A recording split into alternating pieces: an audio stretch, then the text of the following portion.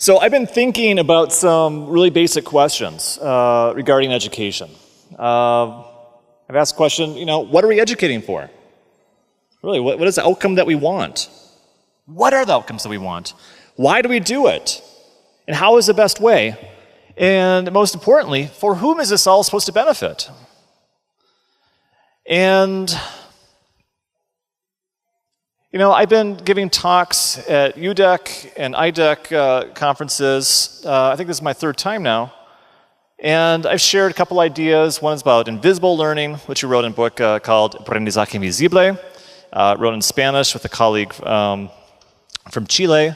Also talked a bit about nomad society, and also we worked on Manifesto 15.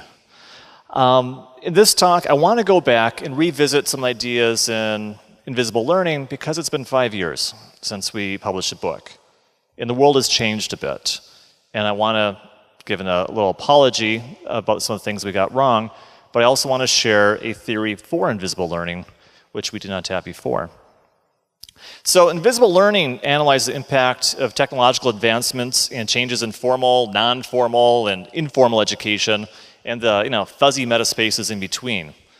And the product that we had was really a journey that offered an overview of options for the future development of education that is really relevant for this century. So invisible learning recognizes that most of what we learn is invisible. That is just between non-formal and serendipitous learning. So we go non-formal, informal, and serendipitous learning. Sometimes formal education can be, a little bit invisible as well, right? Serendipitous learning, for example, it just happens.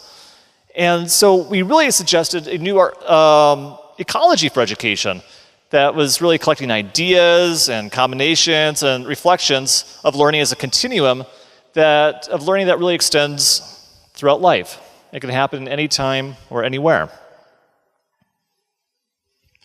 And also, this perspective is really designed to help us think about the gap that we have between formal education and the rest of what we learn. So think about a time you learned something just because you were curious. How did you do it? Chances are it didn't happen because somebody told you to learn it, not through formal instruction. And likewise, with invisible learning, it's hard for us to tell exactly how much we learn as human beings, what is learned invisibly versus through formal education. But John Seeley Brown guesstimates that the ratio is about 5 to 1. So that means that for every 6 things that we learn, 5 of them are not in formal education. All right? And we talk about skills and competencies that we need for future jobs. Chances are most of them are not being taught in schools. And this is what we had to say about invisible learning until just recently. We say invisible learning takes into account the impact of technological advances and changes in formal, non-formal, and informal education, in addition to the fuzzy metaspaces in between. Right? And for this, I apologize. We seem to have gotten a bit hung up on technology in this. It's not about computers, it's not about iPads, it's not about holes in the wall. It's about connecting with ourselves as humans, embracing the human experience, and most importantly, trusting each other to learn. Thank you. Guys, it's all about trust, and I'm here to fix that today, or help fix that today. I get back to trust. As our colleagues from Puerto Rico reminded us, learning cannot be dictated to us. It is only with the heart that one can see rightly. What is essential is invisible to the eye. Learning is directed from the heart as we seek our own passions. So a lot has changed since we wrote the book in 2011. And we really need a formal theory for invisible learning now more than ever.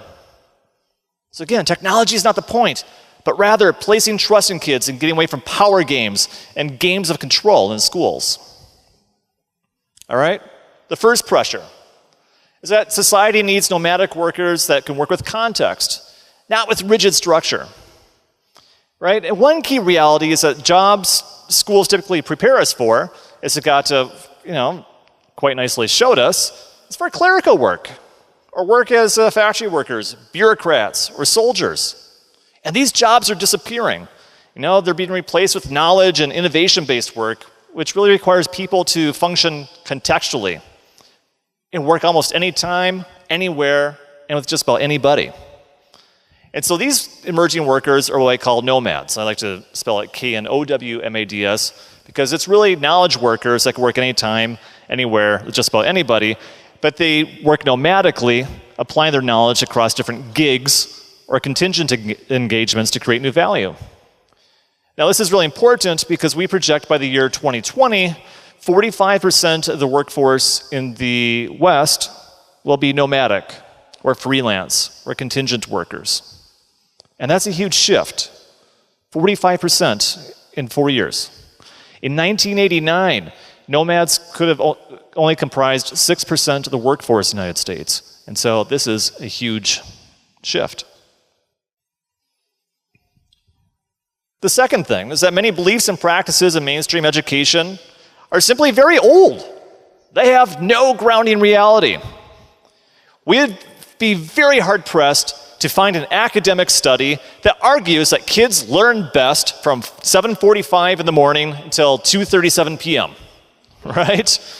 Yet we model our schools around absurd hours and times that better mirror, factory work, factory life, that we don't even have factories anymore.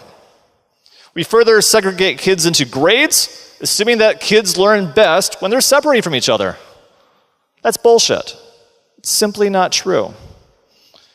And we all too often assume that our motivations to learn is extrinsic. That is, we have grown to believe the myth that kids will not learn anything unless they're told what to learn. And that cannot be any further from reality. Even more troubling, the most meaningful ways that kids learn, right, through play, curiosity, exploration, are discounted in formal learning. We think that play is not learning in mainstream education somehow, unless if it's directed as a top-down structured activity. How can we dare say that we're enabling kids' curiosity if we're telling them what to be curious about? These are your options for curiosity. That's awful. How can we justify labeling activities as exploration if we already know the destination? And why are we so afraid to let children play freely? Third point is that we simply cannot measure a person's knowledge, right? I think we talked about this quite a bit. Tests only measure how well a student completes a test. And right now, Finland is home to the best test takers in the world. It's kind of like being the best-looking kid in an ugly family, isn't it? So soft skills and non-cognitive skills can be really difficult to measure. But we've become really obsessed with measurement in schools. It's so much that we've really convinced ourselves that we can even measure what a person knows. And that's simply not true. We cannot measure what's inside a person's head. At the same time, yes, we do need to demonstrate accountability in our schools. We should not value what we measure, but rather we need to measure what we value. And we need to find a way beyond high-stakes testing that do very little to reveal what students actually know. It's time for us to determine what we value as individuals, as our communities, as families, and look at that. So again, 5 years ago, we structured invisible learning as a meta-theory that really recognized that most of what we learn is invisible through informal, non-formal, serendipitous experiences. We learn alone, in a group, through individual and shared experiences, through experimentation, exploration, and through the consequences of enabling serendipity. Invisible learning is not a theory for learning itself. Rather, it is an endpoint or an actual state of learning that emerges when we remove structures that control or direct our experiences. So, here's our theory for invisible learning. It is simply that we learn more and do so invisibly when we separate structures of control that restrict freedom and self-determination from learning experiences. Right? It's about placing a little more trust. Removing control opens possibilities. Right? The end goals or outcomes are neither dictated nor determined from the start. but they emerge as the learning develops. And such experiences include free play, self-organized learning communities, authentic problem solving around areas of interest to ourselves, and experimentation to acquire new knowledge. A theory for invisible learning is focused on the development of personal knowledge. That is a blend of tacit and explicit elements that embrace a portfolio of skills that include cooperation, empathy, and critical thinking, as much as facts. And so the implication for this is that there is no master template for enabling invisible learning, but rather we need to attend to the formation of an ecology of options to help each of us find our own way. Invisible learning is about placing trust in learners and shifting the flow of power from the top down to the learner out. I don't like to say that we need a bottom-up revolution, because that assumes that there's still a top. In the visible learning world, it goes from the student out, from the learner out, because we're horizontalizing as this. The purpose of controlling the educational experience is to make learning visible. It's built on the implicit distrust of the learner and the false assumption that students will not learn unless they're told what to learn. In this sense, invisible learning is the end product of a theory which predicts that learning may blossom when we eliminate authoritarian control or direction of learning experiences by the others, like a teacher or government policy.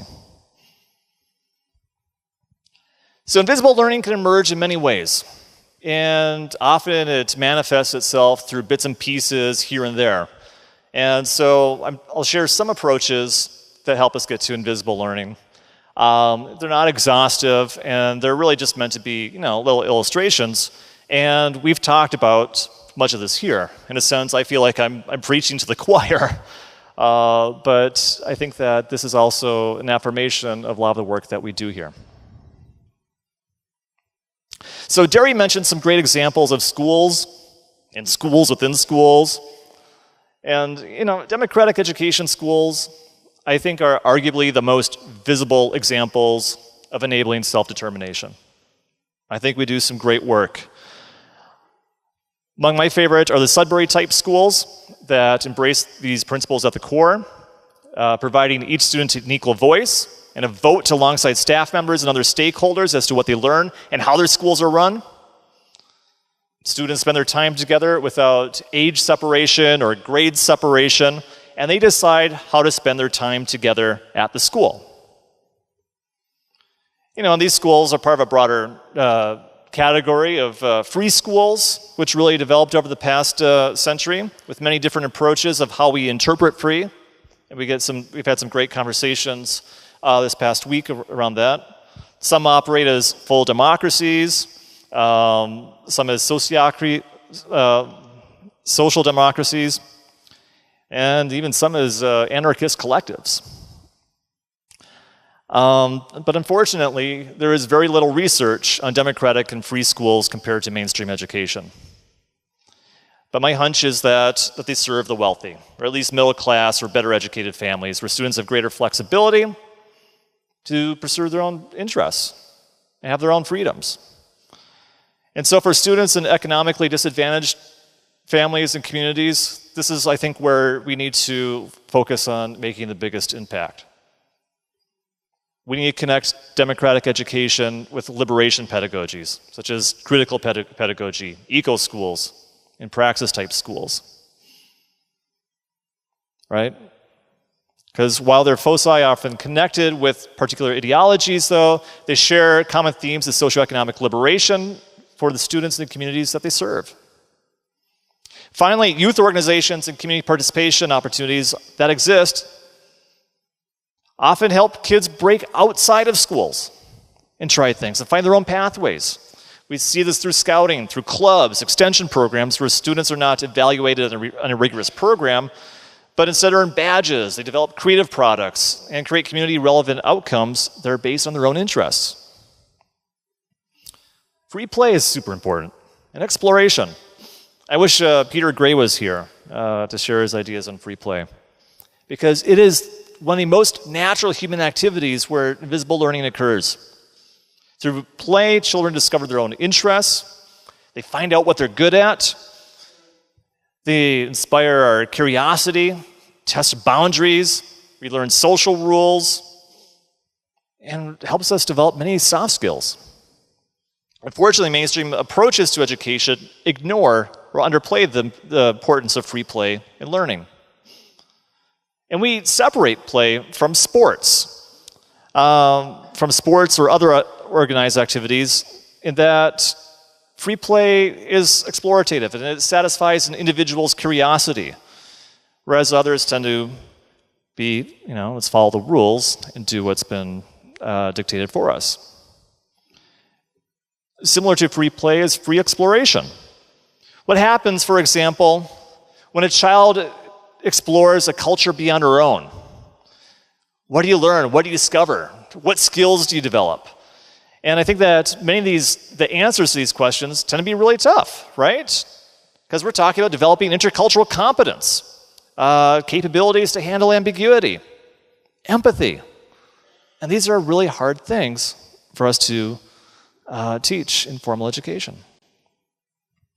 Finally, to break free of the structures of control, we need to build cultures of trust. We need to trust children to learn without being told what to learn. Democracies are built on trust and shared responsibility. Free play and exploration are built on trusting each other, trusting each of us to learn from each other. And teachers and school leaders have many opportunities to develop pathways towards invisible learning through participation, through play, and through exploration. And this can be exercised through our own praxis or our own practice, as long as our collaborative work with students. But the bottom line is, enabling invisible learning is centered on trust, and trusting children always learn, no matter what. And as we wrote in Manifesto 15, we said, failing is a natural part of learning, where we can always try again. In a flat learning environment, the teacher's role is to help make sure that each learner makes a well-balanced decision. Because failing is okay, but the creation of failures is not. Right? We have to have trust that we are learning. And of course, if you have not signed Manifesto 15 yet, it's available at manifesto15.org, and chances are it is in your own language, too. So, that, folks, is a theory for invisible learning. Again, as we learn more and do so invisibly, when we separate structures of control that restrict freedom and self-determination from learning experiences. Thank you.